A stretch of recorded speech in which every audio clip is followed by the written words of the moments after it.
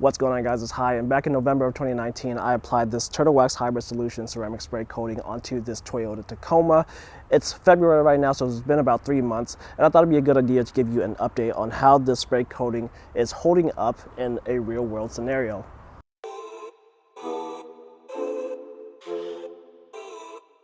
Before we get started, there's some background information that you guys should know. Since application, this truck has been parked outside and witnessed a variety of different weather conditions. In November, we got some actual sunny days, but since then, there's been a lot of rain.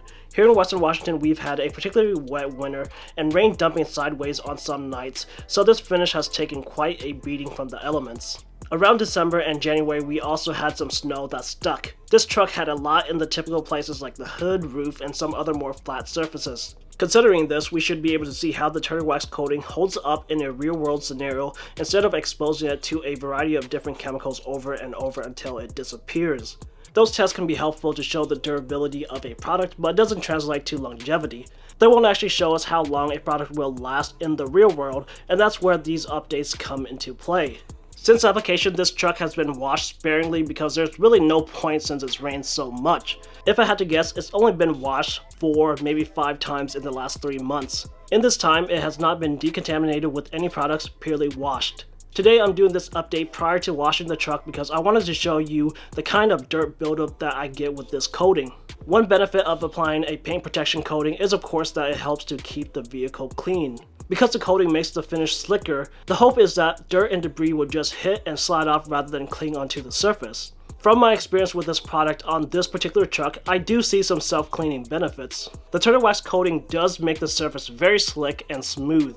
Water beads up and rolls off like crazy when the car is moving or when there's some decent wind. That's really nice, but it's not flawless, as you can see around places like the wheel wells where fling-offs have attached to the surface. This isn't surprising and is kind of expected. Overall, I would have to say that I've been happy with the self-cleaning properties of this product. Now that we got all of that information out of the way, let's see how the coating has held up. We are going to do this purely by seeing how well water beads on the surface. I'll spray water on a panel and we'll see if there's still some strong water beading and repellency, or if the water has started to sheet and stick to the surface. Let's get started. We are first going to start off with the hood. As you can see, as I apply a little bit of water, there is still some signs of water beading, but there is also signs of water sheeting. Now, as I really go at it and flood the hood, you can see that most of the water turns into one giant sheet. Normally this isn't all that bad because water sheeting can actually be beneficial. The sheeting can help to move water off of the panel, whereas something like water beading just really sits there until it dries and forms water spots. The unfortunate thing here is that the current water sheeting on this hood isn't moving all that fast. You can see in some sections of the sheet, water is actually starting to break apart and move away, but again, it's not all that fast.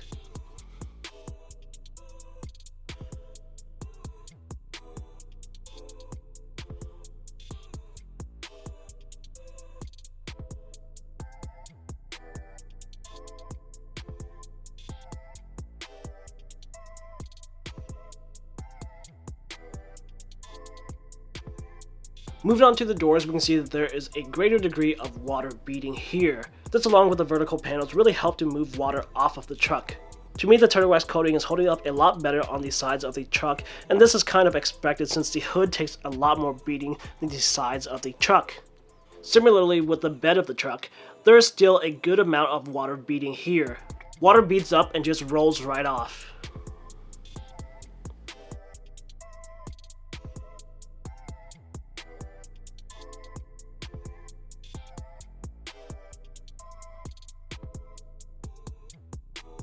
Lastly, with the tailgate, again, something very similar as to the sides. Water beads up very well and just rolls right off, partially and thanks to the vertical panel. Still, I would say that the coating on the tailgate is holding up better than any other place on the truck, but of course it's very likely that the tailgate receives the least amount of environmental damage. For those wondering, I did coat all of the glass surfaces on this truck with this spray coating. As you can see, the side windows are holding up very well and still beating up a lot of water and helping move it off of the vehicle.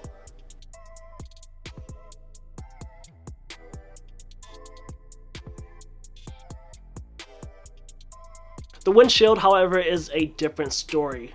If you look at the windshield as I flood it with water, in the areas where the wiper blades make contact with the windshield, it's pretty obvious that there's no coating left, as it is just one giant sheet of water that doesn't really move all that fast. However, if we look at the edges of the windshield where the wipers don't make contact, you can see that there is clearly still water beading there. This just goes to show how much of an effect the wiper blades have on this coating when applying it onto the windshield.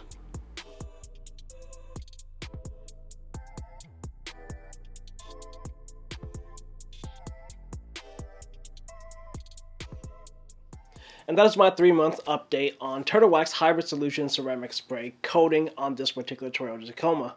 Prior to making this video, I would have to say that I was pretty happy with this product. I saw that it was beating up quite a bit, and that made me happy.